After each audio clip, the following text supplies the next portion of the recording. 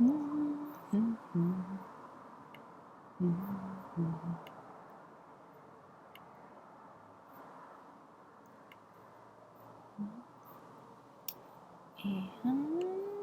we're live. Awesome. Hi guys, I'm FinnGraves and I'm live streaming today. Still figuring out the live streaming thing that's happening right now in the background. Thus my hands are paying way too much attention to these things. The YouTube channel is better than Facebook in my opinion for the way that it's set up, but it still seems to have a little bit of a learning curve, as far as stuff goes. So, hi. How are you? I had this great idea when I was on a walk earlier today about reading this poem. Have you hadn't seen any poems from Mary Oliver? I love her work. It's phenomenal. And Mary Oliver,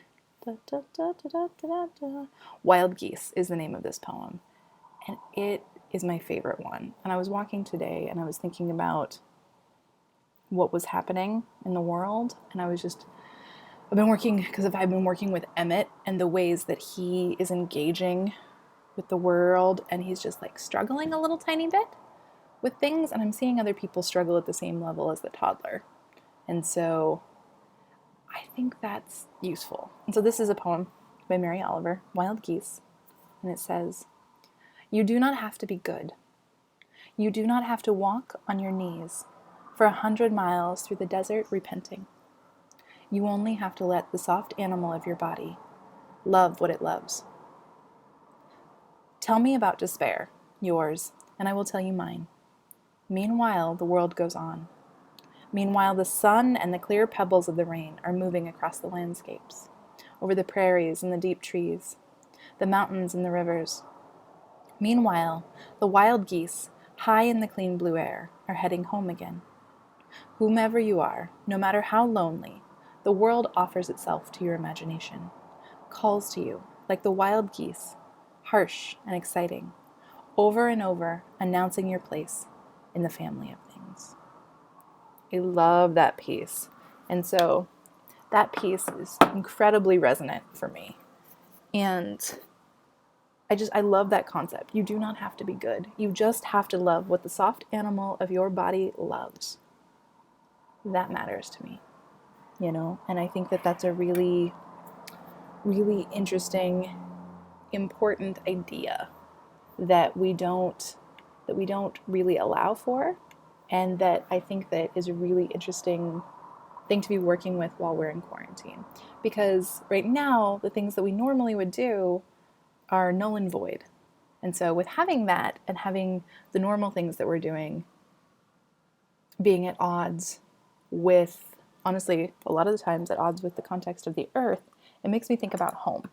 And then I think about home and the ways that I find home in the world and the reminders of how home is in our feet and home is in the choices that we make. And I think that's really, really interesting. And for me, a lot of my home is in art, I have these different drawings that I draw that come up over and over again. When I was little, I used to draw this little cob house, and I've continued to draw this little cob house. But it's this little like round-shaped hut. It's like a hut. And it's round, and it's like a hobbit house, like from Lord of the Rings. Is it Bilbo Baggins' house? That's the house. But it's a much smaller little kid version of it. So, yeah, I always thought that was really interesting. Okay, so, oh, hold on one second. I have to text a person who asked me to tell them. Thank you. I haven't figured out yet how to share this, so I'm not actually sure how sharing live stream works. So if any of you guys know, feel free to let me know. Cute. I think just go to my YouTube channel. That's my thought. Process.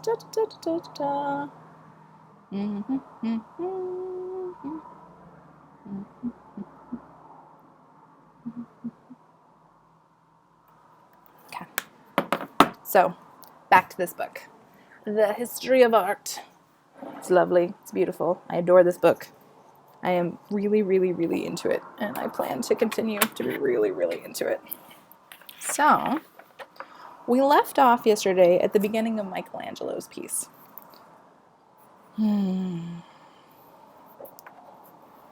Okay. And yesterday when I was live streaming, I talked about how artistic creation is subtle and an intimate experience, and that you can't actually describe it step by step, and only the artists themselves can observe it fully.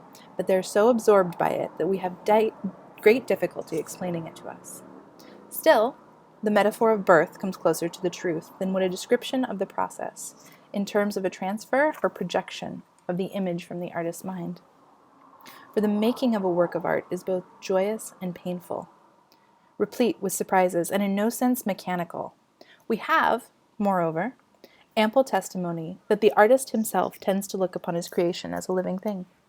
Thus, Michelangelo, who has described the anguish and glory of the artist's experience more eloquently than anyone else, speaks of his liberating the figure from the marble that imprisons it. We may translate this, I think, to mean that he started the process of carving a statue, trying to visualize a figure in the rough, rectangular block as it came to him from the quarry. At times, he may have even done so while the marble was still in part of the living rock. We know that he liked to go to the quarries and pick out his material on the spot. So, there's this graphic novel called The Sculptor. It's by Scott Cloud, who is the most phenomenal how-to artist creator. And I have a bunch of his how-to artist creator books. He's really good. But the idea behind The Sculptor is this. So when somebody's working in granite, it's really a long, tedious process. And this guy in the book, The Sculptor, works in granite. And in working in granite, he takes a long time to get things done. But he's gifted this gift that he can take anything that he has and transform it, literally. He can transform it into whatever he imagined. And so he goes out and he starts transforming pillars in the courthouse and sidewalks into these glorious, if not super in-depth works of art, because whatever he imagines, he can make happen with his hands, because his hands become the tools that can do it. Phenomenal graphic novel. I highly recommend you read it. / look at it. It's amazing. Okay, so back to Michelangelo. It seems fair to assume that at first he did not see the figure any more clearly than one can see an unborn child inside the womb. But we may believe he could see isolated signs of life within the marble, a knee or an elbow pressing against the surface. And that's kind of what we did yesterday in the drawing process. By doing the scribbles and then looking at it, it's like you see that elbow pressed against the surface, or you see the hand and you're like, oh, where's the rest of the piece? And that allows that subconscious aspect to work really well with these things. And I think that's great. So I'm trying to figure out the live stream thing. Hold on. It gets a little bit, seems to have switched sides. Oh, there we go. Okay.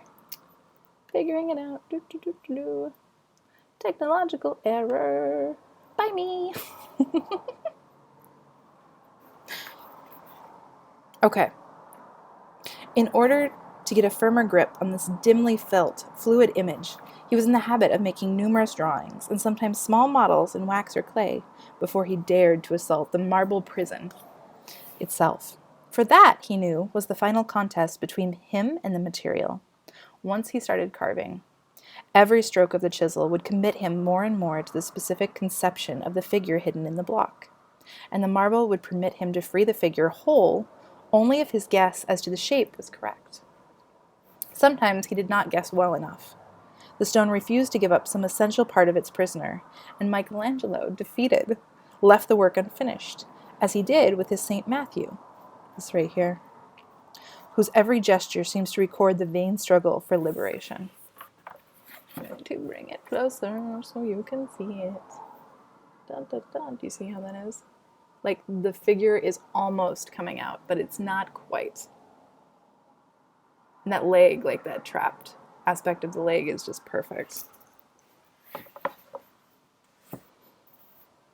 Looking at the side view of the block, we may get some inkling of Michelangelo's difficulties here.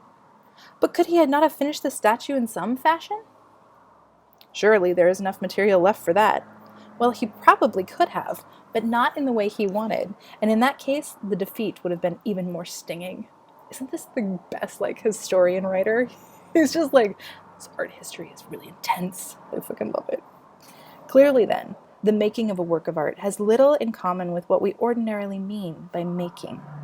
It is a strange and risky business in which the maker never quite knows what he is making until he has actually made it.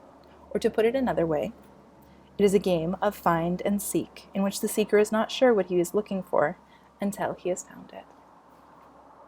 In the bull's head, it is the bold finding that impresses us most.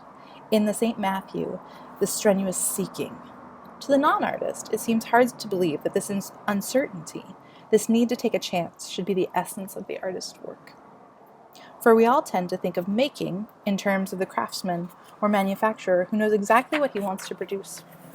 From the very onset, picks the tools best suited to the task, and is sure of what he is doing at every step. Such making, then, is a two-phase affair. First, the craftsman makes a plan, and then he acts on it. And because he, or his customer, has made all of the important decisions in advance, he has to worry only about means, rather than ends, while he carries out his plans. Thus, there is little risk, but also little adventure in his handiwork, which as a consequence tends to become routine. Thus, with that little risk, it may even be replaced by the mechanical labor of a machine. No machine, on the other hand, can replace the artist. For with him, conception and execution go hand in hand and are so completely interdependent that he cannot separate the one from the other.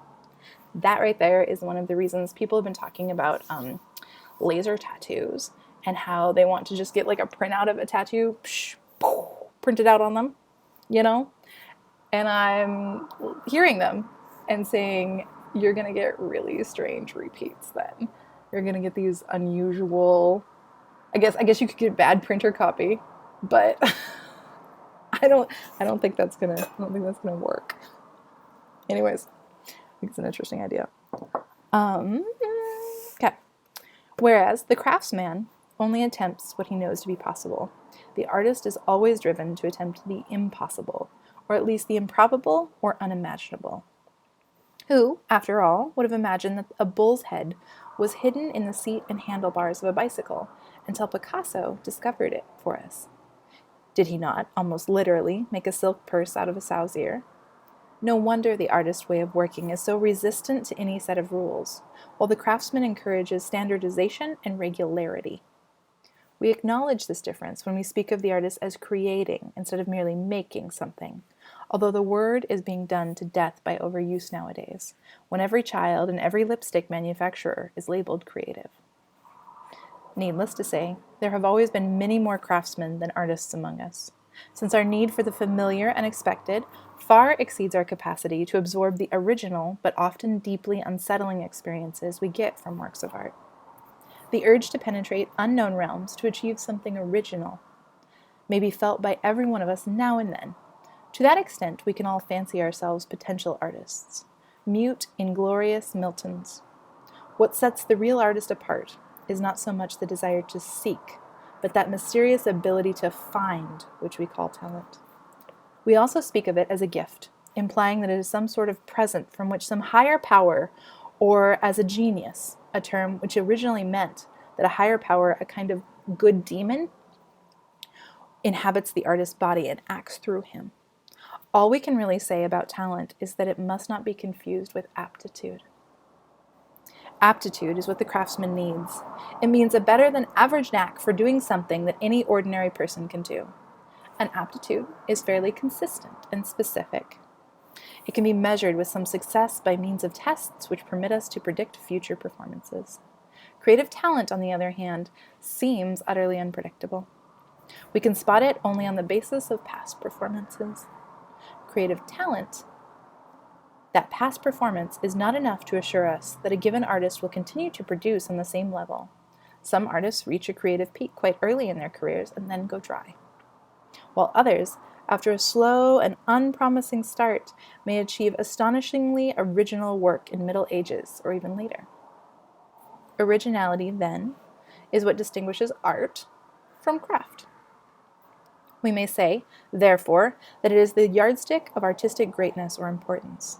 Unfortunately, it is also very hard to define.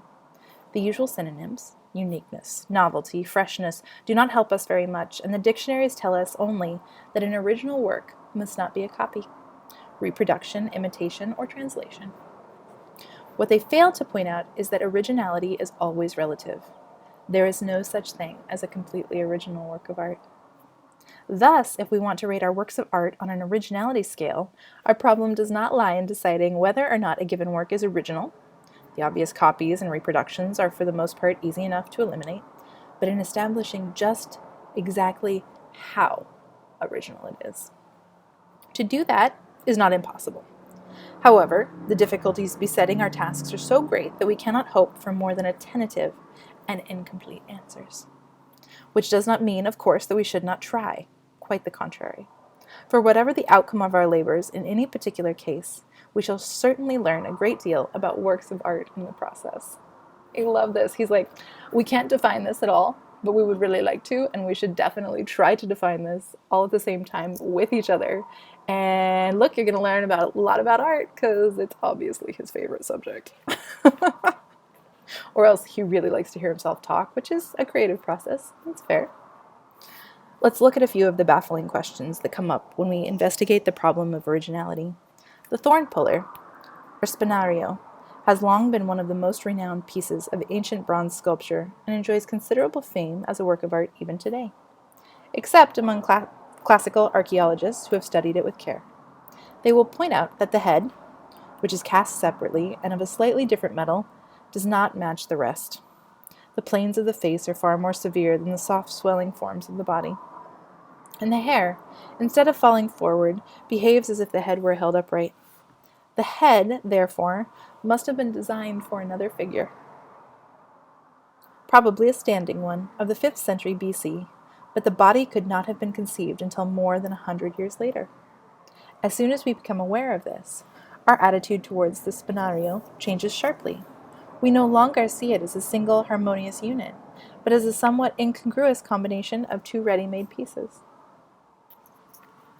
And since the pieces are separate, though fragmentary, works of art in their own right, unlike the separate pieces which are not works of art in themselves in Picasso's bullhead, they cannot grow together into a new whole that is more than the sum of its parts. Obviously, this graft is not much of a creative achievement. Hence, we find it hard to believe that very able artist who modeled the body... Ooh, hold on, wait, I think we might have skipped. Nope, did we? It just shifted and there were naked people, so I got distracted.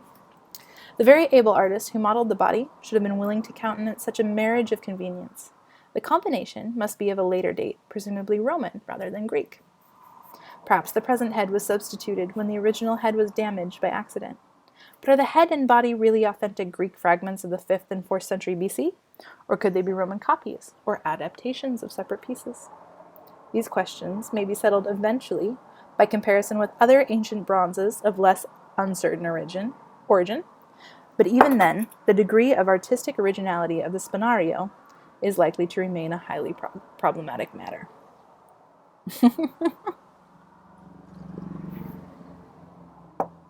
So there's another book that I really like. My buddy Poteet from college gave me this book, and it's like, wreck this book or wreck this journal. And it says things like, chuck the book out the back of your car and like run over it, or toss it in lanes of traffic, or shred it. It's all of this like playful, naughty creature experience. But I'm pretty sure the same artist, or an artist very similar in branding style, wrote this piece called Real Artists Steal. And people ask artists and writers a lot of the time about where their creativity and where their inspiration comes from. And this concept of creativity and inspiration is super important. It's the big question. And when people talk about writer's block, they're talking about, for themselves, this lack of inspiration. Oh, hi, Nora. I didn't see you till just now. Sorry, I got distracted. Hey, sweetie. Okay, so what they're talking about is this lack of inspiration. But it's not what they're actually talking about. What they're actually talking about is this resistance to creating bad work and to create good work and to continue to create work through times and spells where you're not like having a lot of sex or like really enjoying yourself or like really connected to people that you care about or going on a bunch of walks. So moments of lower inspiration, right? If you don't just create during that time period, you can call it writer's block or you can call it artist block, but really it's resistance. It's resistance to bad art. And so, back to inspiration, tangential, let me pull it back around. Inspiration comes from everything. Like today, I was walking with the kiddo and I was thinking about what inspires me, and I was thinking about my morning and being present, and I was listening to a podcast by Kathy Heller, Don't Keep Your Day Job. I highly recommend it. I'm pretty sure I did in the last one as well. And she was just talking about finding purpose in the stillness that's happening for everyone in quarantine right now. And I thought that was really interesting because I've been, for the first time in my life, I've been like watching tulips over the last like 3 weeks. And I hadn't paid any attention to tulips in a really like ever way, except when I was reading The Signature of All Things by Elizabeth Gilbert, which is also phenomenal. I highly recommend that one as well. It's about a botanist. It's about a female botanist. And back tulips. And so the tulips, I was seeing them closed. I've been seeing them budding and like closed up.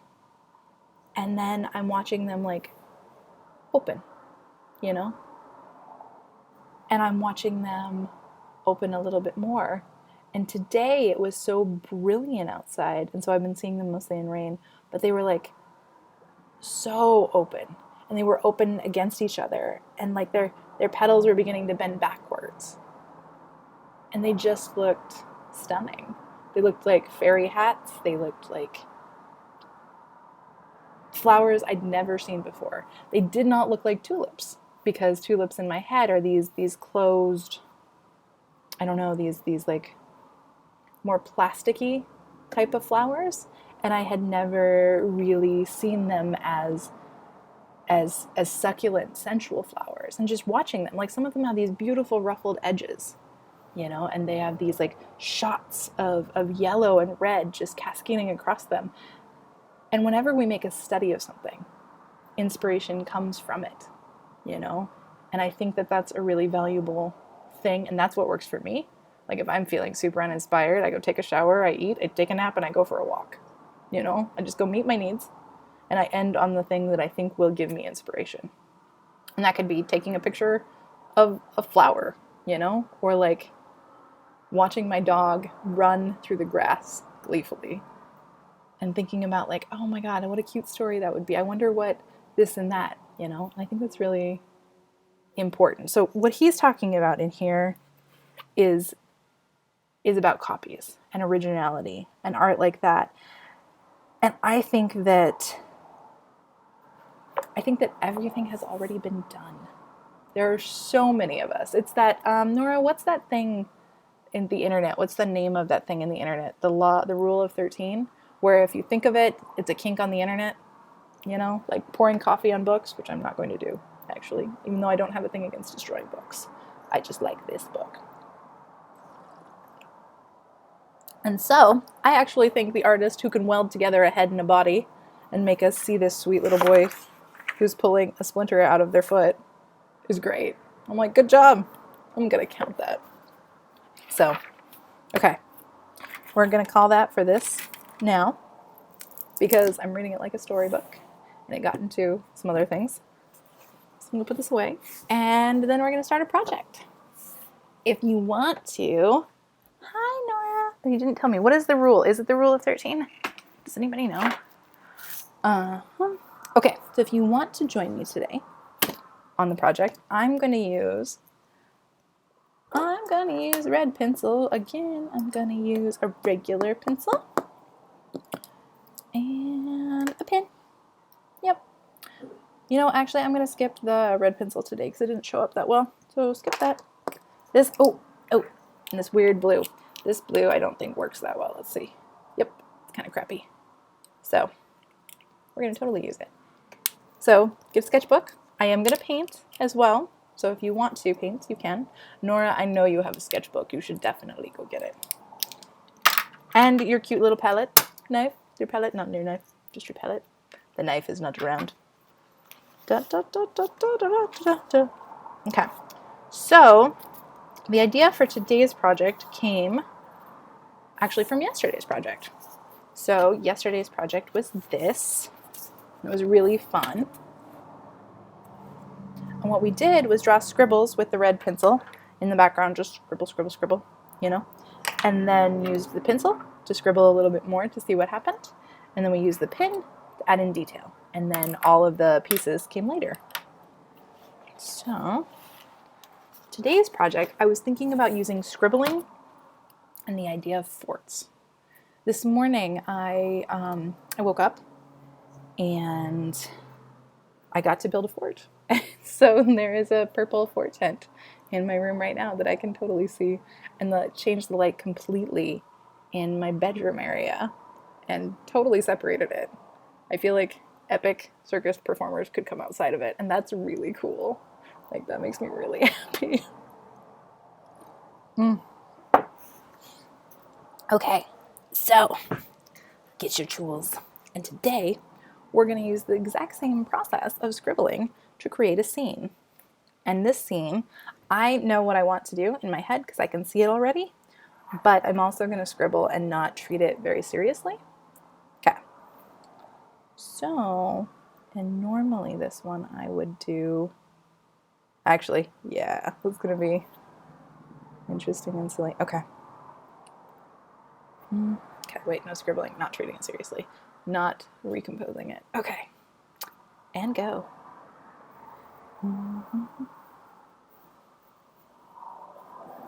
So by putting up the curtains again, I have a tendency to build forts. I love forts. I love building forts with other people. I like building forts in the woods, like using really strange materials to build things. They've always felt kind of like my type of installation work. And as a kid, my mom encouraged it.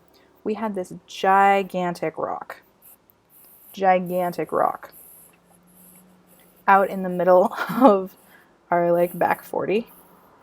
And it had this fucking rusted ass mattress spring thing on it. And I do not know why. I mean, we did have tetanus shots because my mom had me. She knew we needed tetanus shots. And, but I don't know exactly why she decided that it was okay for us to have like a rusted, busted ass mattress spring thing to jump on. But we jumped on that for years. It was like our trampoline, even though we had a trampoline in the house, because my mom had a period of time where she thought working out like Jane Fonda was a great idea. So she would probably kill me if I said that, but she was really cute. My grandma also took one of the diet pills, like I think in the early 60s, that actually ended up being speed. I always thought that was really funny. Like my grandma doing speed. I look the most like her. So forts. Forts as a concept for my brain are these places where we can go and we can hide. And the little dude that I'm hanging out with right now, he is learning so much stuff. He's learning so many different things, and he's having to change his perspective on stuff because he's been used to controlling the household. And I'm particularly not into having my household controlled by a 3-year-old. He's going to be 4, but you know, you don't give that much responsibility to tiny ones. And so we're reformatting his little brain. Oh, and so what I'm doing here, if you're going to do it yourself, is I'm just doodling. And we've talked about the springs, so this became the springs. But what we want you to do is to just build with your pencil some type of place that feels like safe and happy or weird and uncertain or uncomfortable but beautiful. Like Dirt misses you too, Nora. He says, where is my mommy, Nora?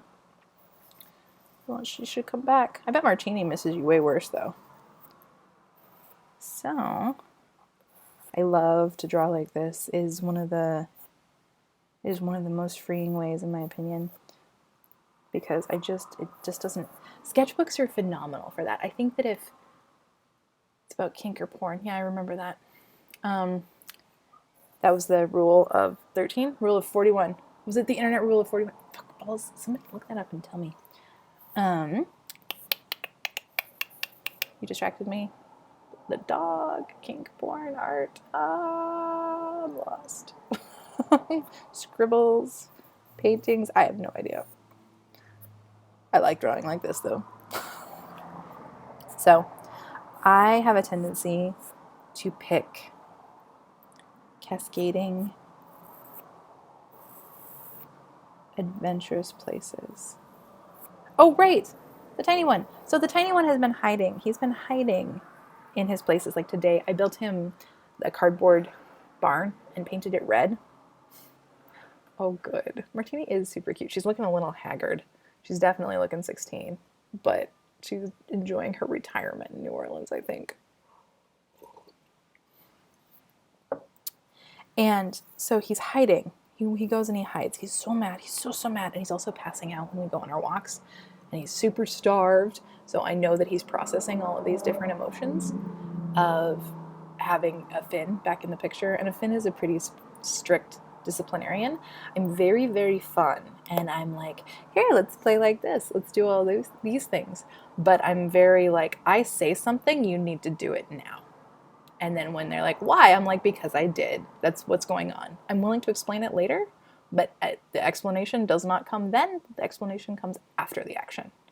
And so I just like had a lot of empathy for him today, being like, trust me, you will be so much happier when this calms down again and you're just like feeling much more balanced. But right now he's just like processing. And so he's like snuggled up against me. Rule 34. Exactly. See, I knew that's what it was. And so he's either like snuggled up against me. Thank you for looking it up, by the way, Nora. Or he's like having a good time when we're playing, or he's like kind of freaking out internally and he's needing to go have some space. And so he goes and hides in his barn and he covers his head with his blanket. And if he's good and he isn't like trying to break things, I let him keep his blanket. And if he's naughty, I take his blanket away. And I'm like, and you can't have a blanket because you're not behaving appropriately. So I just thought about him in quarantine and how I bet a lot of people would really be benefiting from having a fort built for them or building their own fort, you know? There's rules everywhere. That's another one of those things. People think that having no rules and having no boundaries and having no restrictions creates gigantic openness. But I think a lot of people are feeling this huge amount of time suddenly, and they're like, what the fuck do I do with my time? And I'm like, learn something, do something useful for someone else, teach something, and cook good food.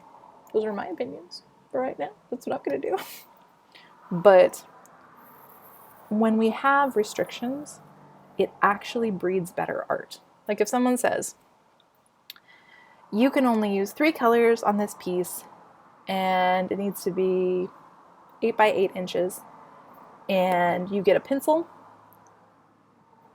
and a Sharpie and a straw and a paintbrush. That's what you get. What they're going to make is going to come faster because they're I find that active resistance against something, like barriers. People complain about barriers, but active resistance against barriers promotes better art, in my opinion, because it allows all of these differences to happen. And it allows enforced response to things. Hi. And so I think that that's a really interesting thing that occurs with barriers. And I think they're very good for us. Rule number 1, do not talk about rule number 2. Rules 2 through 33, except rule 34, rule 35. The exception to rule 34 is the citation of rule 34. Where is Emmers? I need Emmers to be up in this for me to think this is great. Nora, what kind of fort do you want? Do you think people should build quarantine forts? I'm obviously building a quarantine fort for us in our head, but you'll be able to see it soon. It's just at the like quick stage. Pencils. I haven't yet figured out how to get all the, here we can try this again.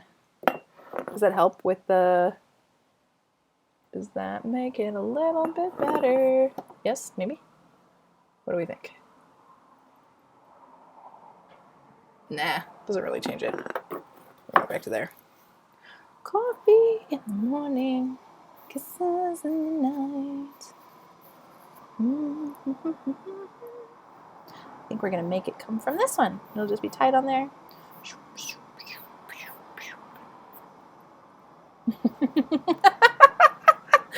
More forts are better. Nora, what kind of fort would you build? You were building a fort today. Huh? What materials are you using? What are you resisting against, darling? Huh? So I'm just drawing a bunch of lines. And thanks, Tom. Appreciate you.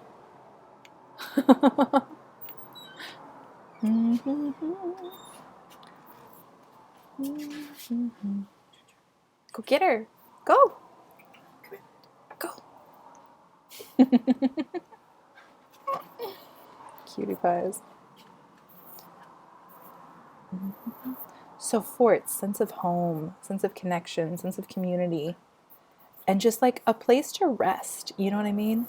I think we all need places to rest, and I feel like that's what's happening right now. I feel like a lot of different people are getting these opportunities to rest, but they've been locked into productivity, myself included, okay? Like, oh God, one cat does lead to another, Nora.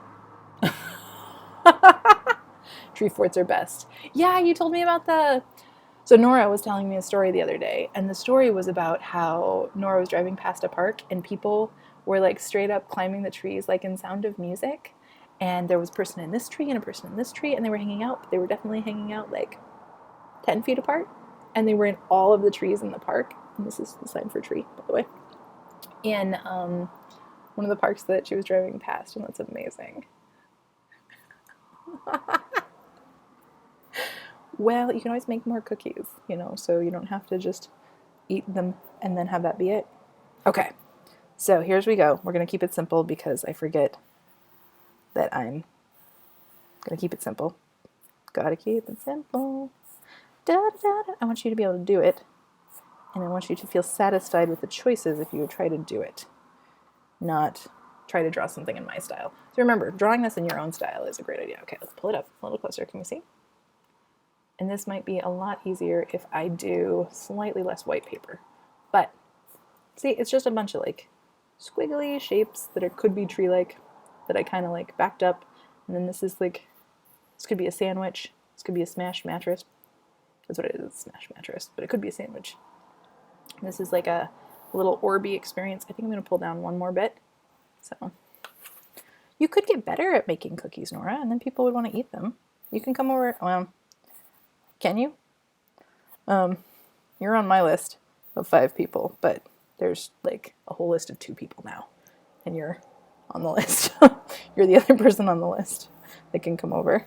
Other people were continuing to go out after quarantine, and I was like, you can't come over and see me anymore.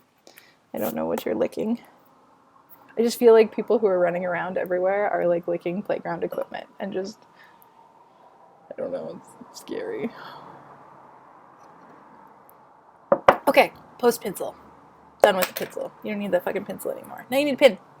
Pin time. Da, da, da, da, da, da. And in general, if you're working back across your piece, you probably want to have a piece of paper.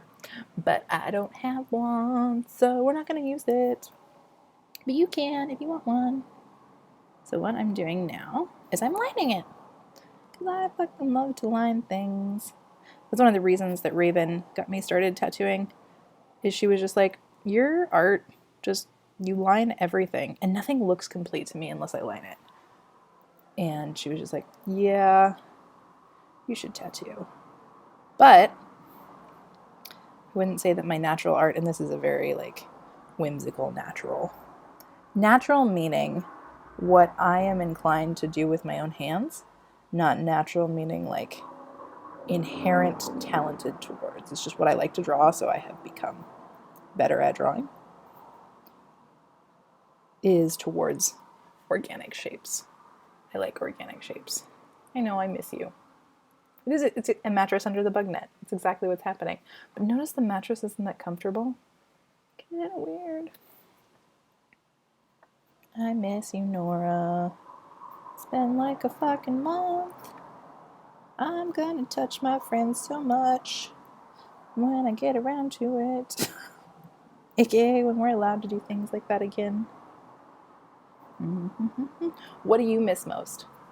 I walked past a radio room today when I was taking the tiny on a walk, and I was like, I just want to go get a drink with my favorite bartender. Can I just do that? He's got good tattoos. He's got bad tattoos. He's funny. He leaves me alone. They are happy at me. All this stuff. I think there should be music on these live streams because there's music in my head.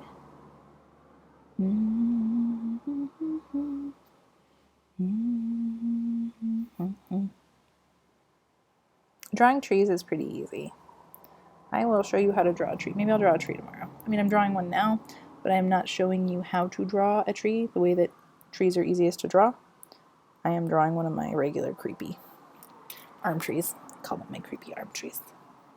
They're these shapes that just like, they let the subconscious bits leak up.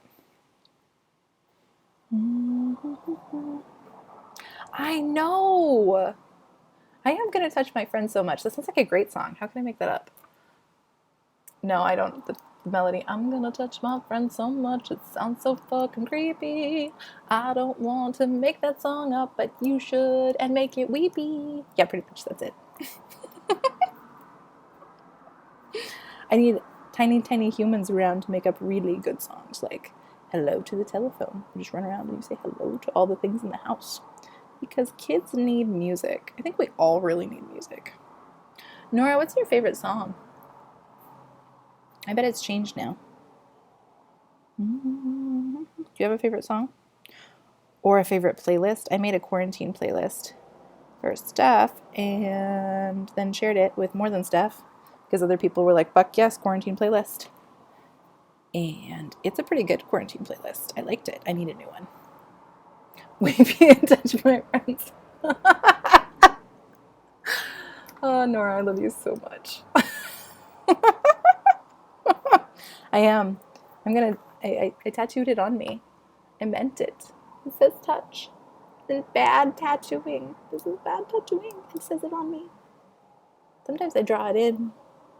Tried to get one of the guys to just tattoo over it for me because this is a nerve spot. And the reason it fell out because your arm moves like this.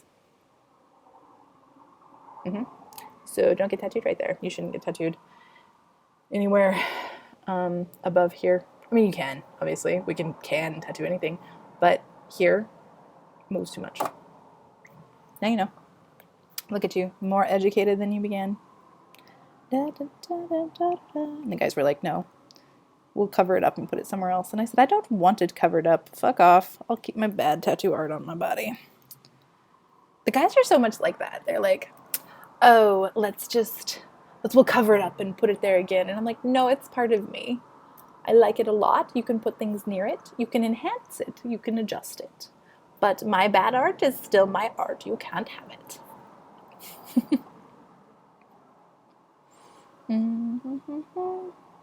Sam's idea was to take the pieces that I wanted, which is like touch, play, feel, which I have, and then I couldn't decide between move and dance.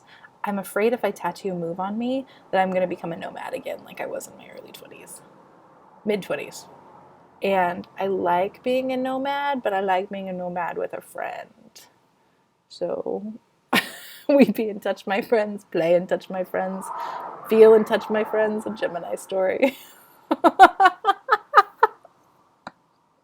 Do you remember, did you go to the Darcy's and my performance when we did, do you remember the song? Do you remember the way we were back then. I wrote like a 9-page, and by page, not like a page, but like index card sized page song to Bethany about how we used to be cooler when we were younger, and she wasn't showing up for stuff the way I wanted her to. I sang it and I didn't show it to her like ahead of time. I just thought this was a great idea. This is a good way to express my feelings. I mean, I haven't been on stage in a decade, so this is the perfect time, and this is how to do it. And we did it. Darcy and I did it, and we did it ridiculously. And Bethany was like, I mean, it was a good song, and like you did very well, but like you're kind of a dick. I was just like, shit, really? She's just like, yeah, like you should have told me about it more. I mean, pretty much you said that we were better when we were younger. I was like, I kind of thought we were. So that happens. Fucking Geminis, man, they can't keep their mouth shut. They'll tell you the theoretical truth and they'll change it because it has changed. But yeah. Back to forts, Nora, you totally distracted me. Yeah, favorite song for the next 10 minutes. What's your favorite song for the next 10 minutes? When your best friend gets on your live stream, everything goes out the window and you just feel incredibly happy, aka me. Do you remember the way we were back then? Alex was there. I don't think Stefanova is here today. I know, right? I'm surprised you didn't come, Nora. You must have been doing something. Beck must have had something for you, and you were probably doing something with them. Oh, guess what I did, Nora, on one of the live streams? Oh, wait, no. I'm on a live stream, so I'm maybe not supposed to tell you about what I did, because Elise didn't want me to do it. So I'll tell you later. Hit me up, and I'll give you that message. It was funny, and you will laugh very hard. Okay, so it's in the link. There's a link. Where's the link? Did you send it to my phone? I will look. Hold on.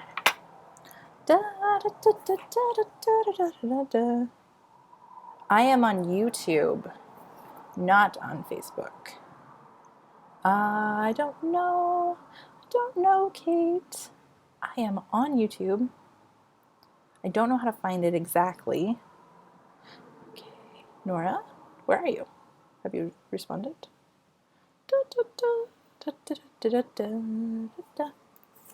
I can't see it, Nora. I didn't see the link, but I will put my phone here in case you decide that you are sending it to me. So, back to just lining whichever one of the things that you think is really, like, works for you. Because, again, it's just goofy, silly fun. Nora, we should totally do this in person. It'd be really fun to live stream with you. I think they would need to be very simple art projects because I get super distracted when you're around. In the best way. In the absolute best way. Just saying.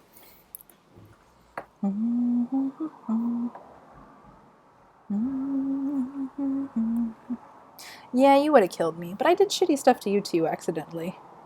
I remember you being mad at me for stuff and being like, that was really socially inappropriate, and me being like, fuck, I guess it was. I mean, especially early 20s.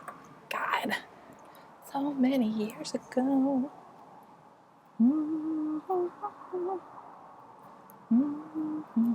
I went through and I started deleting all of our old drunk college photos on Facebook.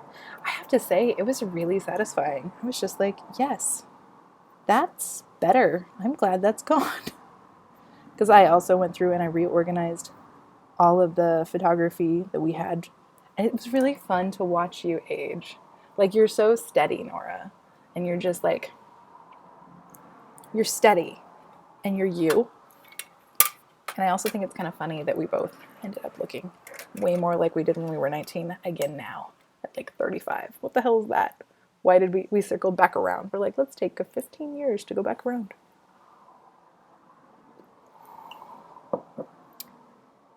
Lost internet? Okay. Well, send me the link. And just so you know, I have been chatting to you the whole time.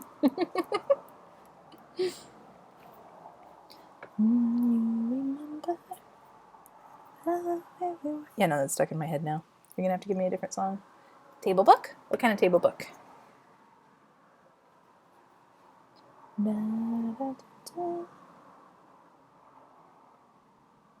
It was fun. Darcy played the synthesizer. Darcy's been one of the few people that's been able to get me to like play with music, and it's nice because they made me realize that I really, really like tech, and I like some noise music, and I really like a lot of electronica. I was just like, wow, okay, really? And I think other people have tried to get me into that, but Darcy's version of it is therapeutic. It does the thing for the brain that the theta waves does, and I often will, when I'm writing a book, I'll listen to theta waves on repeat, or fucking Emancipator, like picture table book. Yeah, God, whoa, yep, Yeah, the college years, let's skip that. I just deleted them. It was great. I didn't even save them. I didn't even save the pictures. I was like, yes, this is amazing. I didn't even want to. I liked college. You're so cute. Should I go get the pictures of you in college right now? Hold on, I'll be right back.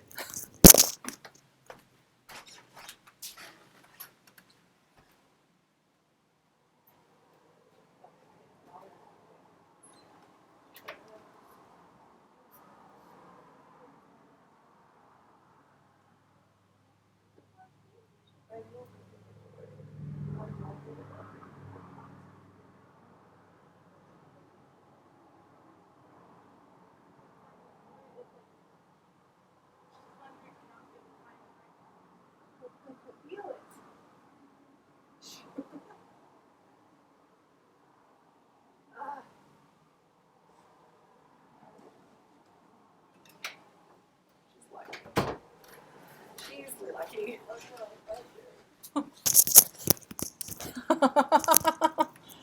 Okay, so your witch capabilities are a little too on point. They were perfectly, I knew I'd put them where they went. That's exactly where they were. And now all three of them are missing. So, bitch. Ah, you were so cute. I wanted to see them. But congrats on your magical abilities. Rude. Rude and adorable. Anyways, Nora was very cute, y'all. Very cute adolescence. I feel like our adolescence lasted well into like 22. What do you think? I feel like we started to get a handle on our real selves slowly, but it happened. So I have these books all about building, like actually like the construction of building forts. And I think it's really fun. I think people should build more weird yet structurally sound things. Have any of y'all seen Earthships? I love Earthships. Oh, you sent a link to my phone. Okay.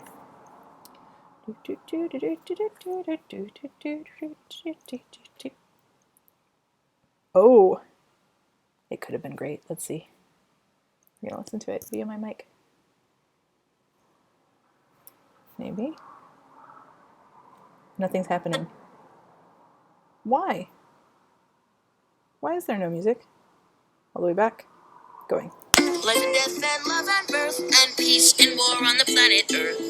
Is there anything that's worth more than peace and love on the planet Earth? Whoa, come on and sing it with me. Sing? The words relate to the key. If it's a pattern, then just repeat after me. Life and death and love and birth. Life and death and love and birth. Now you sing me, fa mi, ti, la.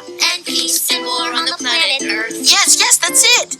That's so easy. Yeah, but that's what's fun about it. You should write something. You should write a song. About what? Whatever you're thinking.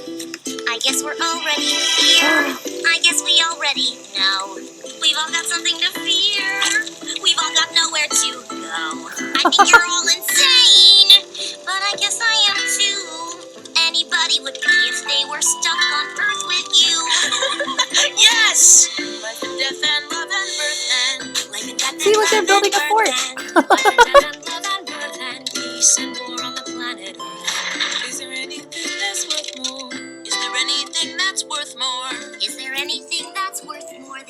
cute. love on the planet. That was really adorable. Thank you for sharing that. That was freaking cute. Ah! You make me happy.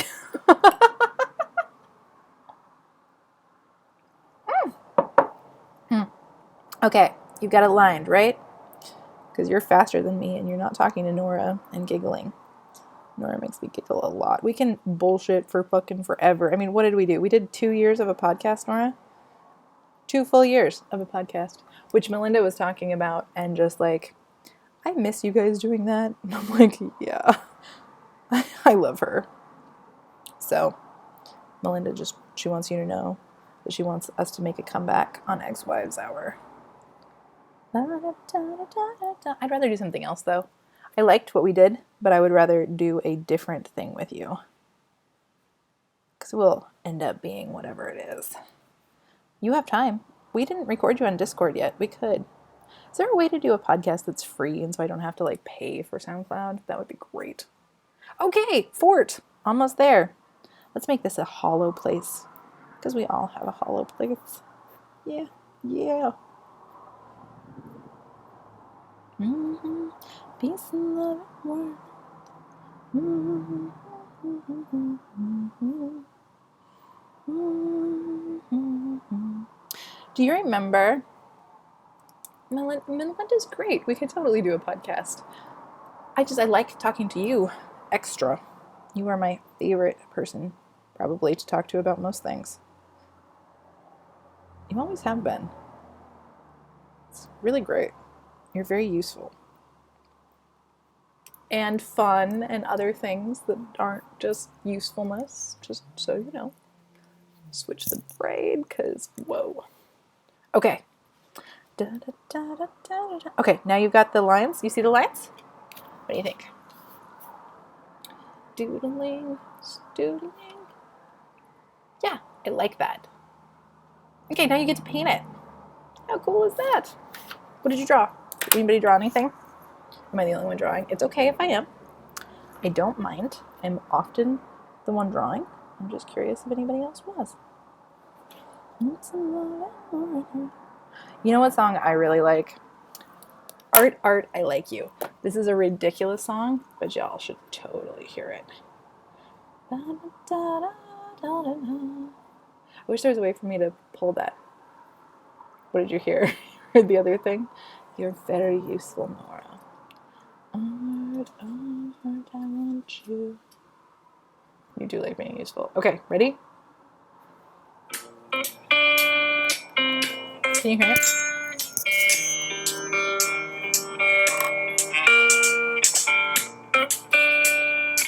And this is by Andrea Dorfman. I really like her work. I wondered what would be the worth of my words in the world. If I write them and then recite them, will their words being heard? Just because I like them, does that mean that I should mic them and see what might unfurl? And I think of the significance of my opinions here. Is it significant to be giving them? Does anybody care? Just because I'm into this, does that mean that I should live like it? And really, do I dare? The fucking cutest video. Art, I want you. Art, you make it pretty hard not to. And my heart is trying hard here to follow you, but I can't always tell if I ought to. So I pondered the point of my art in this life. If I make it, will someone take it and think that it's genuine? Would they be glad that I did, cause they got something good out of it? Would they leave me and be any more inspired? And I question the outcome of the outpouring of myself. If I tell everyone my stories, would this keep me healthy and well? Would it give me purpose? And to this world some sort of service? Is it worth it? How Can I tell?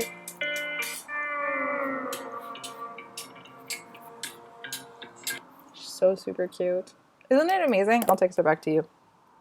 Y'all should definitely. It's Andrea Dorfman and it's called Art. That's just what it's called.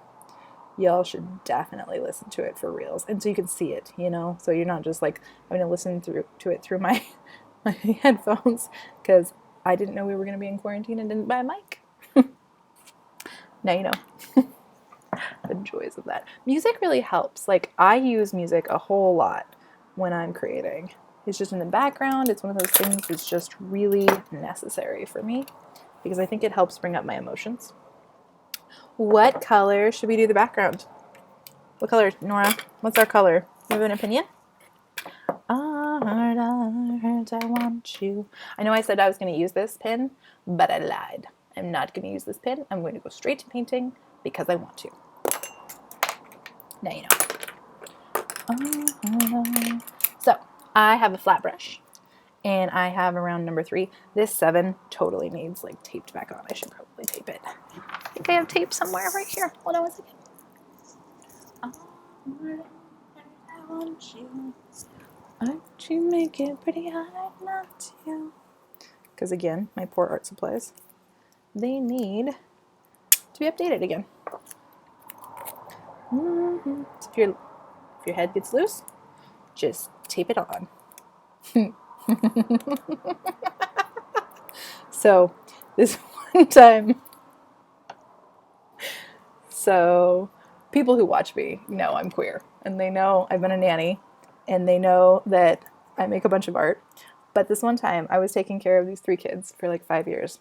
And the oldest one, so there's a time period when they're about 4, and boys have this, sure, we can put a sleeping teddy bear. I know how much you love teddy bears. I will draw you a teddy bear in here. Hold on one second. Can I draw it when the paint is drying? I'm going to do it then, because that will, I'll put it in. I'll do the purple and orange sky like you recommended. And I will put the teddy bear in a minute. So they have this hilarious time period in their lives where they sometimes get kind of worried that their penis is going to fall off and then it's not going to come back. So I don't know why little boys worry about that. I don't know what little girls worry about because mostly I take care of little boys, right? And at one point, one of the kids, his name's Oliver, he's adorable and amazing, and his mom actually just messaged me for quarantine. So I was like, how are you guys doing? You know, and she told me that he's carrying around sketchbooks and he's making art all of the time. And that's what we did together. So it made me really fucking happy. But okay, so he's worried that his penis is going to fall off. And he says, Finn, what do I do if my penis falls off? And I say, I mean, babe, you just go to the penis store and go get another one. And he's like, okay. And his problems are solved. Like, he needs nothing else from me. He doesn't worry about it ever again. The next day, Mama calls me in upstairs and she's breastfeeding the little one and is like laughing. And she reprimands me. And she says, Finn, don't tell the toddler if his penis falls off that you can just go to the penis store and get a new one. Because he could tell people that at preschool. And I was like, well, I mean, she's like, I know that there's a penis store. And I know that those are a thing, but you shouldn't say that. And I was like, I don't know. I solved all his problems. Like, he was so not worried anymore. So I thought I did a pretty good job, honestly. But I remember that. And I remember just, she like couldn't stop laughing. It was just great to see her like giggle that much. I've really enjoyed the families that I've gotten to work with. It's been really phenomenal. I feel like I learned a lot and I became, okay, so the texture I'm doing right now is literally just, do you see this back and forth motion? That is all that's happening. I'm just doing some back and forth with the side. And you can widen it, right? Do a wide dab, do a slidey slide, whatever you want. Nora just said purple and orange, so I want to leave space for expression. That's a lot of intense color in the background. So it's very apocalyptic of her. But I feel, I mean, today even, like, I feel like the families that I've hung out with have, as I've raised their children, I feel like their children have raised me. And I love that. Like, I love that reality. And kids inspire me. They're one of my favorite collaborators. I'm really happy that 2 of the guys at the tattoo shop where I work at have kids. I don't think they feel the same way that I do, though. I think actually raising boys is what made me be okay with men again. Like, I just utterly avoided them for over a decade. And raising boys, I raised like 6 boys. Just seeing boys be exactly who they are at 4, and then living with one of my roommate's boyfriends, and he was the exact same. Like the little kids would come out of the bath and they would like helicopter with their penis in their butts. And then my roommate, I'd come home and my roommate, who was like 36 years old, he would have just gotten out of the shower and he'd be helicoptering like in the living room. And I'm like, okay, so there's like a no helicoptering rule. But seeing that there wasn't that much of a change from 4 to 36 was just like this, I don't know, somehow it was both a revelation and also it relaxed a lot of the shit that I had around things. Because I was just like, okay, like if they boys, I know how to deal with boys. So it was really interesting. So I feel lucky. I feel lucky that I got to connect and work with people. And with that family, with the kiddo named Oliver, who's amazing. He's such a sensitive, delightful kid. All 3 of those boys were lovely. I got the most time with Oliver while he was cognizant, though, because I was with him for 5 years. And that family introduced me to Neil Gaiman, who is my favorite author, and to the Sandman series. And that's just such an amazing series. So I feel like, I really do, I feel like raising children allows us to raise ourselves because we have to become different. And each kid, like I have a specific type of like parenting style, but each kid that I raise really has to be raised exactly the way that they need to be raised. Some kids, like, I don't know, I don't have an exact example, but I think it's really fun to see the way that things are and how they connect with us. And they're always down to play. Like a lot of other people are not. And I think that play and art is one of the ways that we handle very serious things in the world. Yeah, exactly. No helicoptering in public spaces. Though, I mean, the house, do we count it as a public space? It felt public. It did make me, however, way less concerned. I was just like, you know what? If he does that, I just don't even, like whatever. And the guys at my shop are amazing. Like I love them. And I don't think I would be able to love them the way that I do if I hadn't already raised boys, and I wouldn't have let them in. I remember the first day that I met Sam and Ammon, and they both came up behind me, like I was sitting with Ammon here, and I was actually fucking wearing this shirt because this is my favorite shirt in the world. And Ammon was sitting here with me, and he was looking through my portfolio, and Sam came up behind me.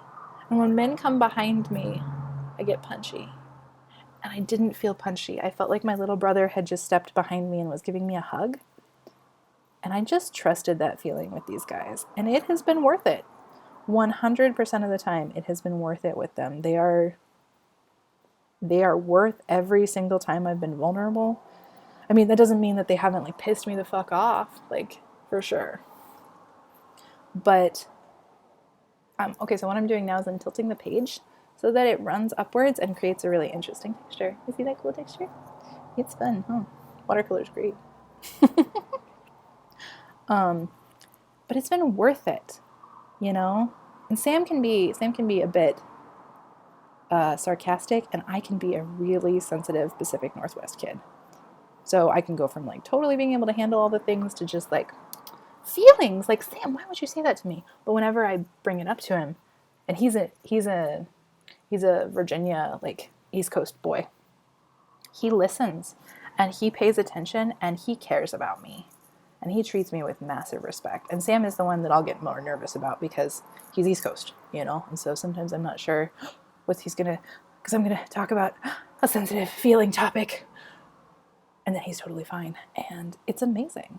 And I'm always really, really grateful for being vulnerable with people. Because I think that's something that all of us need. We need the ability to be vulnerable with our community.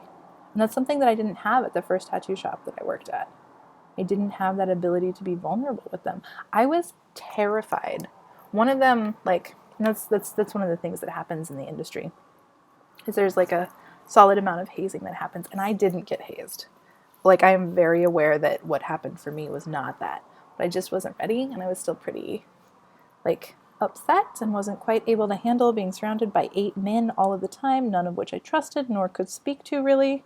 I did talk to them because verbose, this kid doesn't shut up, but I definitely didn't trust them. And what I said, I was actually a lot more silent. I just watched, and I did a really good job at what I was doing. And it was just such a strange, it was totally different. Like, these guys are, I cannot recommend Apollo Tattoo enough, y'all. Like, just, you want a tattoo shop that makes you feel like home. Our personal goal is to be like the fucking friendliest tattoo shop. Nora, you got tattooed there. How did it feel to you? What's your opinions? I like that most of the people that I love have tattoos from me on them now. It's kind of cool. You guys have like charms woven onto your bodies. Little secret spells of joy. Did you like the shop, Nora?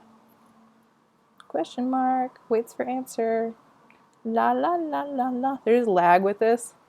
So I'm like, how much time should I give you before I move on to a new topic? Because, you know, other thoughts. I think my coffee kicked in. Should probably have some water. Afternoon coffee is a very delightfully risky behavior. Yeah. Oh, right. So our goal is literally to be the friendliest tattoo shop. And I think we're doing a really good job. Like, our customer service is great. And we all we all care deeply about our clients. And I fucking love that. I love that I'm in a shop, you know? That's true. Did it have, you were totally just as true. It was your very first tattoo. It was very fast. And that was the thing. So you don't really remember the experience, huh? Can you remember being in the shop when I wasn't tattooing you? Because you've been there a couple of times. What did you think of the space then? It's okay. You're allowed to have whatever opinion you want, but I do want to know. So I'm curious how it comes across to clientele. And besties are clientele sometimes. I think you're clientele sometimes.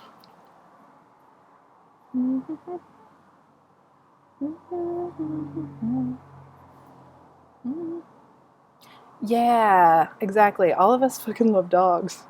Speaking about dogs, I got to text with a person yesterday that I almost bought a puppy from yesterday. Very cute blue heeler.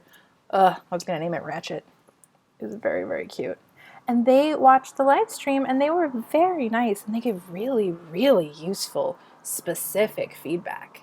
That was awesome. From a stranger that I wanted to buy a puppy from. How cool is that? Yeah, Ammon got another dog.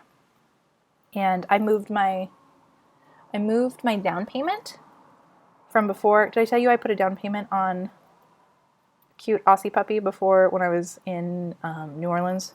Because I was just like, okay, I'm leaving Bethany here and this is going to be a whole thing. And like, I gotta like reward myself for something. And I wanted a dog for fucking forever. But the entire litter died. All of the puppies died. So because the mama gave birth too early. So that was kind of sad. And I was like, oh, okay, maybe I shouldn't have a puppy. But then because I wanted to buy a puppy from this other person, I was like, okay, I probably just want a puppy. Like, I think I just do.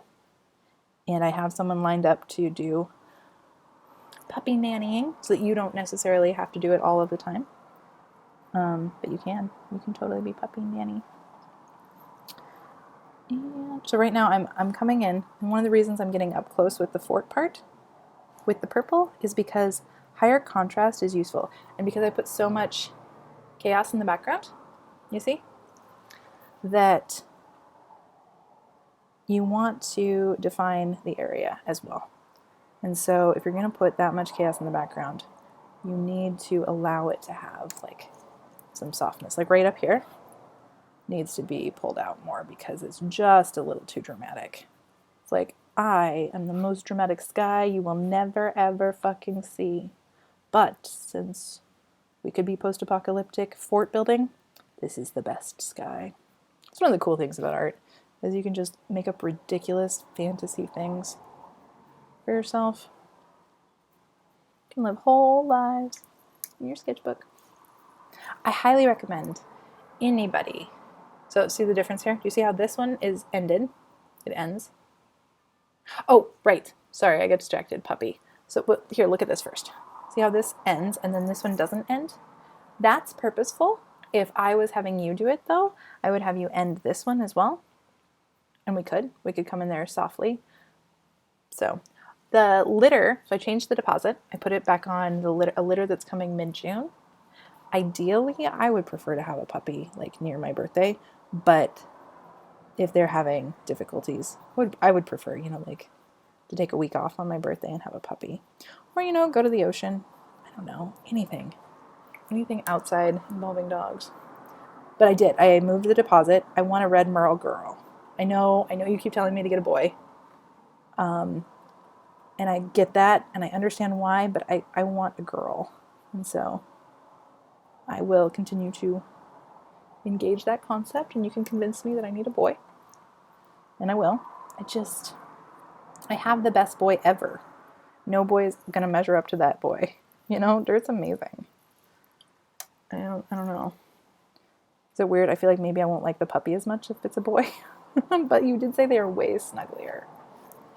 So I could be convinced. In my head, it's a little girl. And I have Emmett, so he's amazing. Toddlers are totally like puppies. That's like a real thing. Okay. So you've got some crazy sky going on in the background. Yeah. I'm going to put some orange up in there. What is that goop in there? Ew. What are you doing? Get out.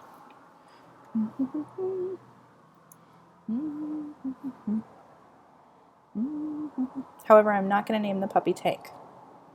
So when you mix purple and orange together, one thing you should know, steal Ammon's puppies and run away to the beach. Yeah, but the puppy will be a girl. Why would the puppy not just love dirt utterly? I mean, you think a boy puppy would love dirt more?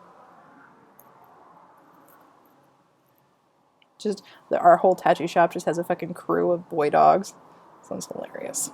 We're just like, yep, we're boy dogs. That's what we got. We're boy dogs.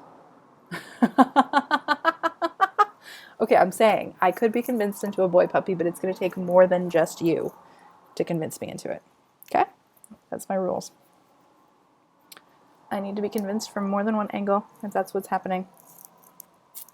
So by painting over the top of this, right now, what we're creating is mud. Don't do that. Make a different choice than what I am making. Because this is mud. Let's make it just be a tornado, like the tornado of doom that everyone is experiencing in various stages. I was talking with a friend of mine who is a chef last night, and they whispered to me, they're like, I'm enjoying quarantine. And I'm like, you're adorable. And they're like, I don't want to tell people. I'm like, go ahead and tell people. It's okay to be enjoying the fact that the world shut down. What the fuck is that? That's kind of a thing. Why not enjoy it? It happened. It's happening, So this color actually that I made with the purple and the orange is perfect for the tree. It's really great. So we're going to mess with this tree a little. Da, da, da, da. I really like that color for this tree.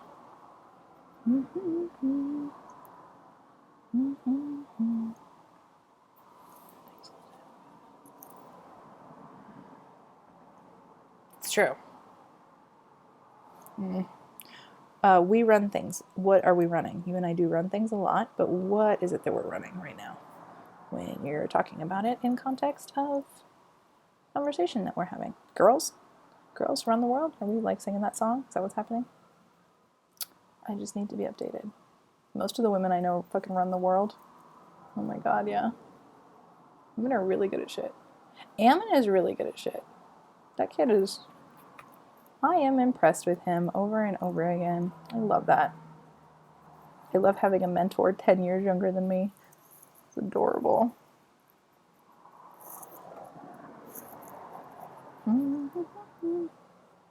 So, This is totally a Bob Ross moment. Like, happy accident. Nora told me to paint the sky orange. I knew I should have waited because I know better than that.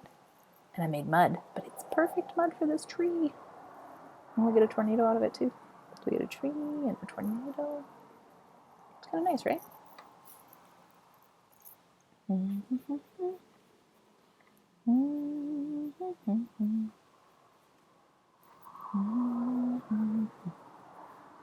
a little bit of color mixing theory, right? Complementary colors look lovely next to one another. When you're using watercolor, you need to let the color dry, which I know. And then you lay it down next to it and it really pops. But because I didn't let it dry, it made that beautiful. Run our lives and sometimes other lives. Okay, that's true. That's true. But I want a girl. You know, I think probably because Martini is with Bethany, you know, I think I just miss my girl dog. And you're right. She was a fucking brat. But I want a girl dog. Okay. I'll continue the conversation. The conversation can be, yeah. They do say that female dogs can be quite a bit more territorial. But male dogs can be too. I mean, if we get them fixed. Martini was really fucking territorial. She was pretty aggressive, honestly, for a Chihuahua. Hi, Darcy. How are you? We're just talking about dogs. We could tell them what a good dog auntie you are. You're very good at it. Practicing such good things. I didn't even make you pick up poop yet. Yeah, Martini attacked Dirt a lot. Poor fucking Dirt. Okay, you're right. Okay, I'll continue to engage with the conversation of potentially not a girl dog. But I think maybe it was just Martini being a dick, you know? And other situations that may have come into context around that doesn't necessarily have to do with Martini's femaleness. What are you doing, Darcy? Are you going to go for a walk with us later? We'll probably take Dirt for a walk again. Darcy's been coming on our dirt walks. Nora, you spelled Darcy's name wrong, but maybe it was just in glee. Was it glee? You guys are so cute. I love you guys a bunch. Okay. Also, if you guys draw forts, you can totally send them to me on my Instagram, and I will tag you in them, or you can tag me on your Instagram, whatever's easiest, and I will happily follow and show them to people. I think other people making art's really cool. It pleases me deeply. I'm not sure that this was the easiest thing I didn't particularly teach. I got too excited about what was happening with the fort and then got kind of into the process and the coffee hit and everything just jumped on top of things. Yeah. Oh, fuck yeah, you're not working. Darcy has been doing some really incredible work. You want to tell Nora what it is you've been doing? I can explain it, but you're going to explain it way better than I do. And Nora's going to think you're really cool if you tell her it in the right way. So texturing that I'm doing right now is just blooping. We call that blooping. Blooping.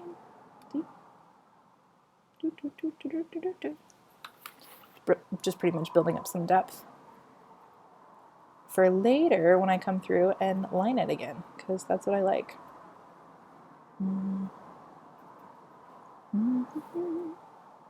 Okay, now I'm also going to, because I've used, so you can do one context of a sky and you can do just like purple in the background.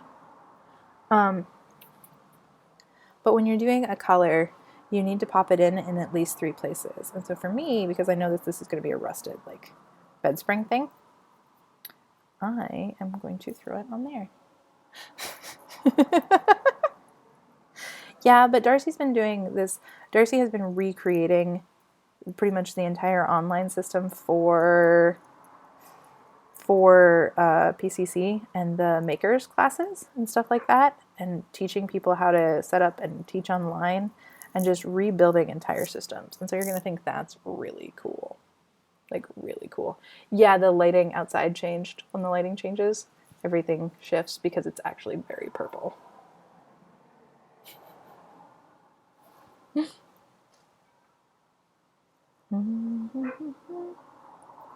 Yeah, and so Darcy is the reason that we have this. Yeah, their whole words. We're helping to create a thriving online community for students to take classes online.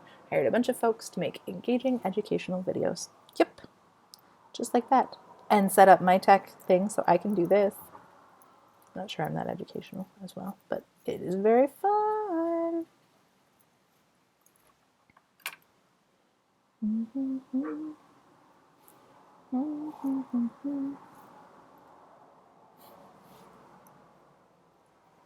So Darcy's like toolbox has pretty much been formatted completely for this experience.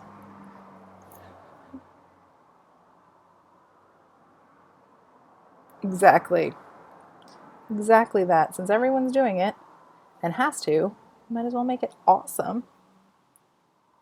I think it's funny that the fort that I drew was like, it had rusted bed springs in it. Like, I could have made any fort. I could have given myself something really comfortable to lay on.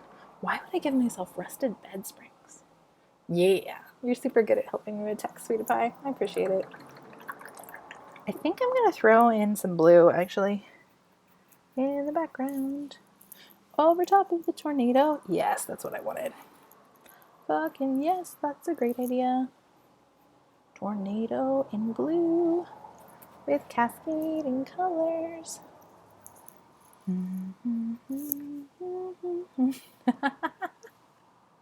I want to go camping with you, Dee. I think that sounds like fun.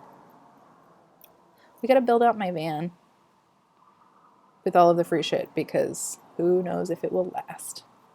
I'm not gonna jinx you. You're doing great, ooh la la. Use a great van. But it is always good, you know, to like use the free shit that we've got. So we're not too worried about it. Yeah, you were saying that. Nora, Darcy's been playing Grand Theft Auto like a lot. Like a lot.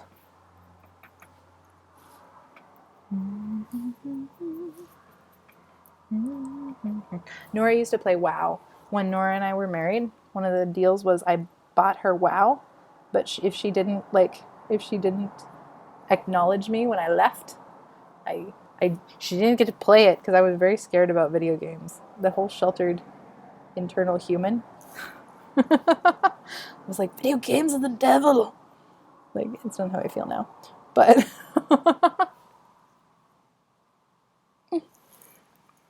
Nora, you're playing WoW still, aren't you? The creatures she can make is pretty cool.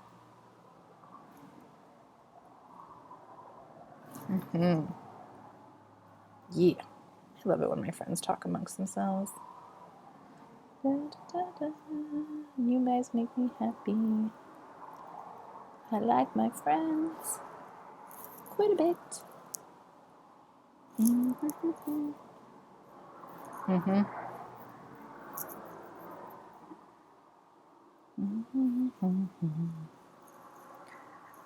the 17 of myself, when my long day's work was done, remember down seashore for a walk.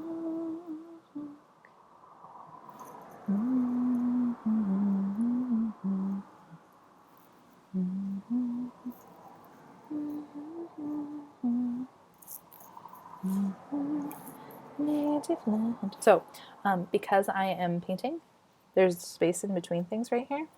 So it's got these different little bits and lines, and I think that's really important and relevant because then the colors don't leak together. So when you're painting with watercolor, and this is a sloppy, like a delightfully sloppy watercolor, but you don't want the colors to touch or they mix, like this tornado mud over here.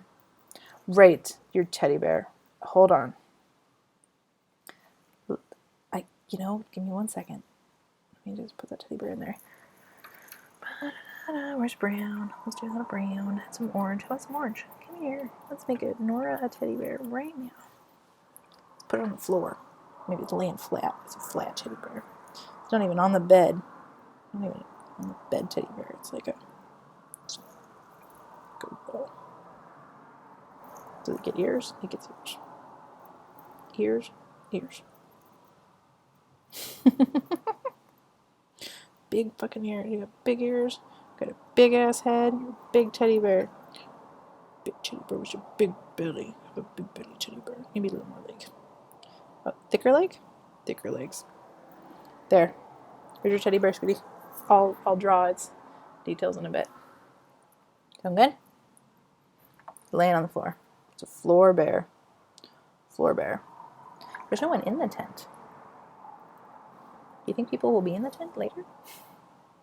You can be demanding. You were demanding before. You really think you aren't? I like bitchy women, same way you do. It's a real thing.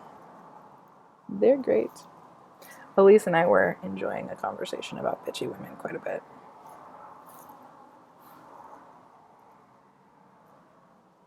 Darcy, do you like bitchy women? You certainly don't seem to like bitchy boys. For a little bit, but not that long.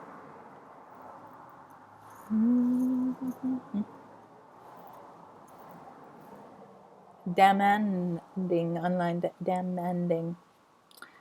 Yep. I read demanding though. That's what it looked like. They're invisible? Who's invisible? Oh, their personhood? You know, I think you're right. I think their personhood is totally invisible. And I think that's a good idea. It can be invisible people hanging out with each other. I think that's super freaking useful. Da, da, da, da, da, da, da.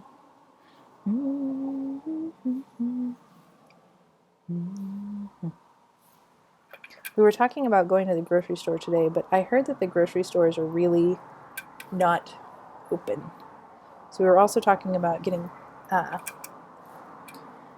food, because I promised Darcy we would get Thai food this week. And that seems like a good idea to follow through with my promises. It's the end of the week, so I tried to... People, yeah, totally. Nora, what do you think butch lingerie is? I googled online and people said butch lingerie are these boy shorts and tank tops. I was like, okay, sure.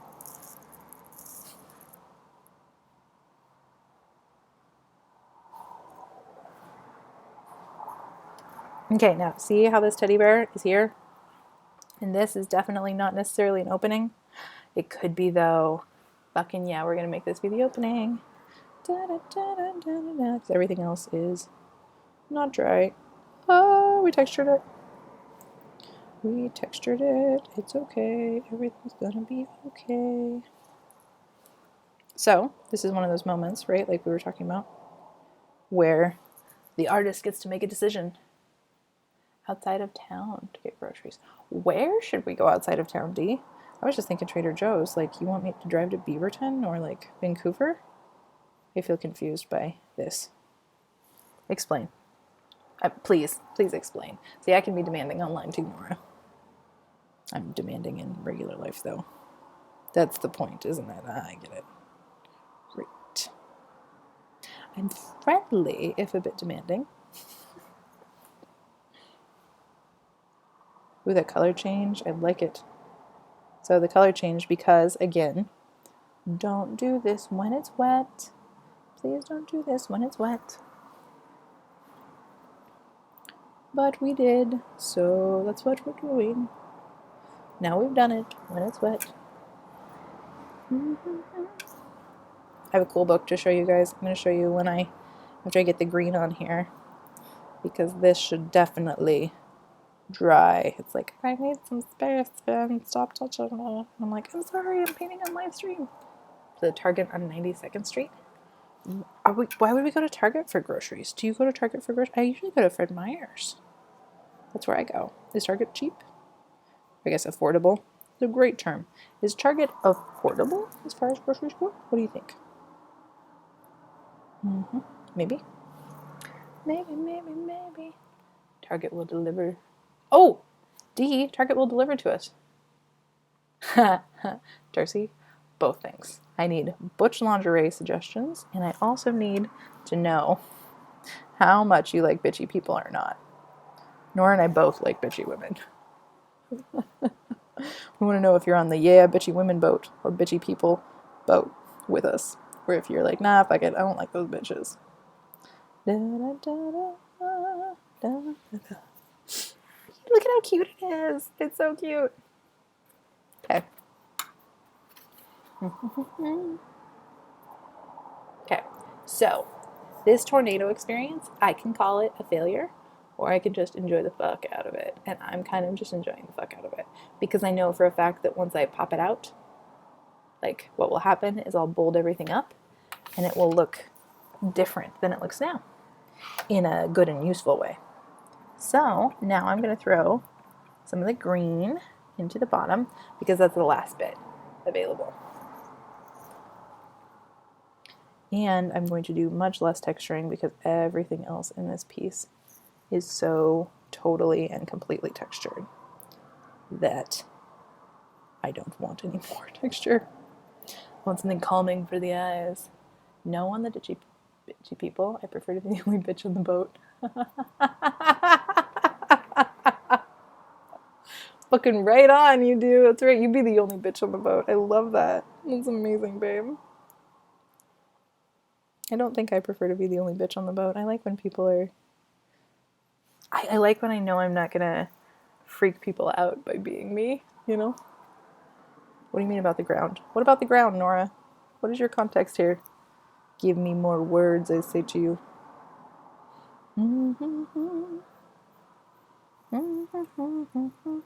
I think I needed to make this easier. I think I made this too complicated for people.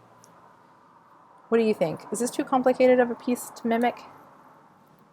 It's not very complicated when you're looking at it, but it has like a lot of different things in it. And I want people to be able to connect, and I want the art to like make them feel like they can really engage with it. You know what I mean? And that it's accessible. My goal is to make art really easy when I'm live streaming right now. That's my personal goal, and to laugh and talk to you guys. But I want people to be able to play with it, you know, and to just let it be whatever it is. Yeah. Oh, what did you want to do for Thai food today, Darcy? We are going to support our local businesses by ordering Thai food. I kind of want to make the ground be green.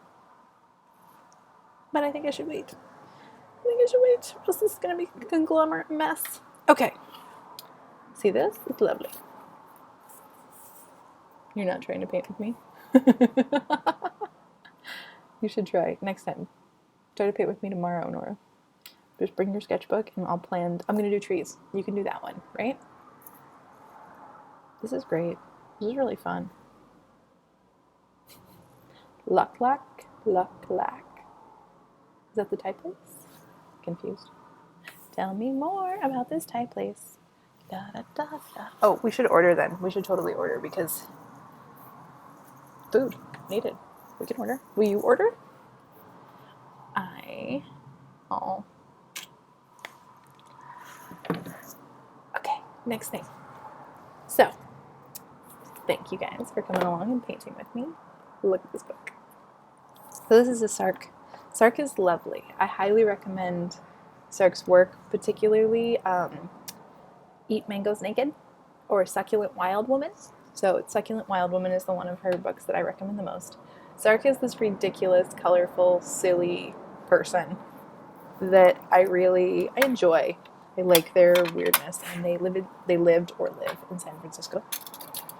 And look, inside this, I made a giant fort. Isn't this cute? Look at this. So, okay. Can you see it if I turn it sideways? Let's see. Kind of. Okay. We're going to have to explain this. So, this is the tower. So this is where you can go and you can hide. This is years ago. Like, this was a years ago thing I drew. You can go and hide in this tower if you need some space and you just need to, like, look out at the world, right? And then this is the comfort dome, which is one of those glass bottles on its side with a terrarium in it. and apparently you can get out. And so all the light can come in, and you can see from every direction, but nobody can touch you, which is fucking awesome. And then it's on stilts, because all forts should be on stilts in my head. It's built like playground equipment. And then this is a big piece of fabric that you can turn into a tent. And underneath it says, "Kids deserve art too. Attitude, we do." And then this is another piece so you could attach and make this whole underneath area for it. And then this is a secret place. The secret place. This is Finn's place. Secret place. And you can go hide in there and sleep. This is where you go to sleep. You go hide and sleep in this area. And this is Perfect by Pink. Fucking Perfect by Pink. Y'all know that song. Yeah. And this is a sound blanket, so you can cover the whole thing with the sound blanket if you need to. And this is not a beautiful rendition of a fort, but it is adorable. My 6-year-old self totally drew this. And that's one of the things is I create from this like child artist place when I'm creating in watercolor. And so I've always wanted to do kids' books. I have a very difficult time writing them. Oh, you hop. You just crawl up here. You hop. Because obviously that's what you do. That's how you get to the swinging bench. But it's so you can sit and meditate and think about things. You need to swing in. But I really have a hard time writing the things. I can write them. I can tell the stories. Or I can illustrate them. When I do it together, it upsets me. I'm not quite there yet. So, see? Look. House of Book. Sark comes up with it. And we all lived and loved among the stars. He's there for it. They made playbook and journal. Talks about expression. And a lot of this is just, you know. When I started keeping a journal, I was a mess. Self-destructive, self-absorbed, and my self-esteem was so low, I didn't know that I was supposed to have any. Oh, I want to keep my doggy. So sometimes I'll draw with my left hand and let my like stuff come out. And that's totally what happened here. Oh, cute. And so this is just a really cool, interesting book, you know? And this is what it's like.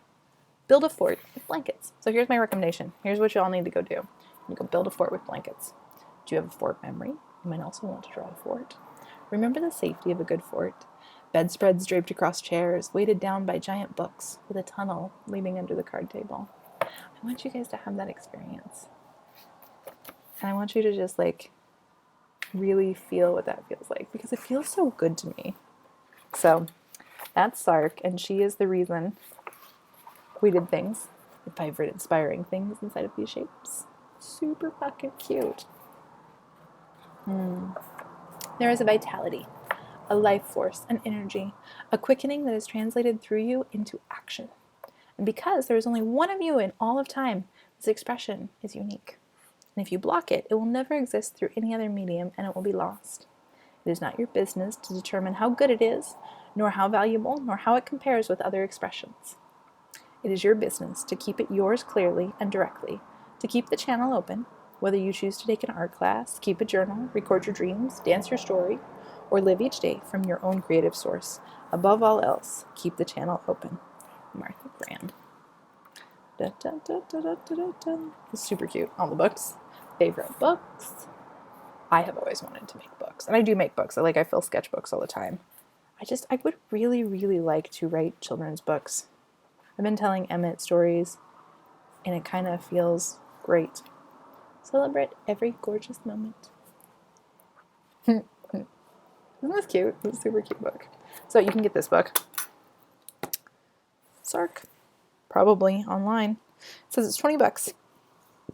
Purple. Yep. Da, da, da. Sark is a former Girl Scout who never got any badges, but she sold the most cookies. She is writing her next book called Living Juicy, Daily Morsels for Our Creative Souls. I send you an interior voyage, a root beer float, a huge appetite for adventure, and the strength to live by your creativity. Yeah. Thank you for playing with me today. I appreciated it. And thanks for coming and hanging out. It was really nice to have you guys on the live stream and to get to play. I'm probably going to do something like this later, And I would love to have you come back. So, one more time. Here's what we made. And I have a hungry Darcy, so I'm gonna go feed the hungry Darcy. AKA, I'm gonna let Darcy feed themselves. But how cool is that? We made this thing! Yeah! Okay. Bye, guys. See you later.